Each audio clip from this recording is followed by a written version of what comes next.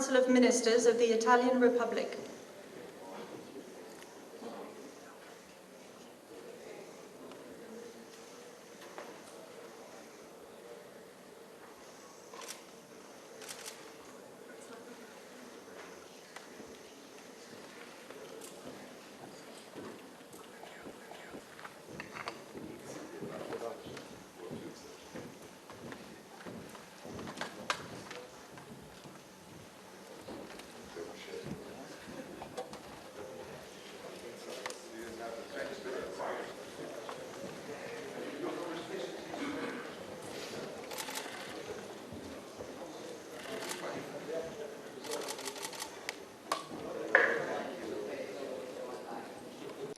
No, I don't.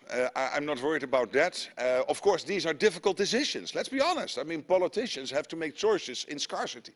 And this is not easy because 7, 8 countries at the start of this year not at 2%. They will now reach the 2% this year. Many of those countries said we will do it somewhere in the 2030s. They've now committed to do it this year. And already we added in an aggregate of $1 trillion since 2016, since Trump 45 started his first presidency. But today, and this is the third stage, we will add trillions extra with this new plan. But of course, you're right. The countries have to find the money. It's not easy. These are political decisions. I totally recognize that. But at the same time, there is absolute conviction with my colleagues at the table that given the threat from the Russians, given the international security situation, there is no alternative. We've got to do this, really.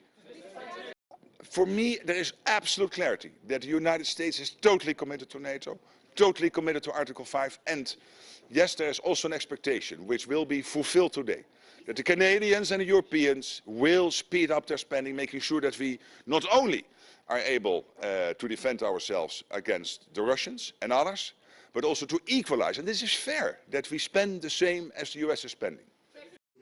I think basically decades, because I don't think they'll ever do it again. I just don't think they're going to. I think they're going to take their oil. They're going to have some missiles, and they'll have some defense. I think they've had it. I mean, they just went through hell. I think they've had it. The last thing they want to do is enrich. They've been trying to do it. By the way, it's hard to enrich. And, you know, when you look at a site like that, very, very hard to build. Very, very hard, very expensive. They spent trillions of dollars trying to do this thing, and they didn't come up with it. And we're actually getting along with them very well right now. But had we not succeeded with that hit ended the war. That hit ended the war. I don't want to use an example of Hiroshima. I don't want to use an example of Nagasaki. But that was essentially the same thing. That ended that war. This ended that with the war.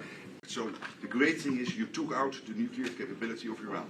This was crucial. You did it in a way which is extremely impressive. But the signal sends to the rest of the world that this president, when it comes to it, yes, he is a man of peace, but if necessary, he is willing to use strength.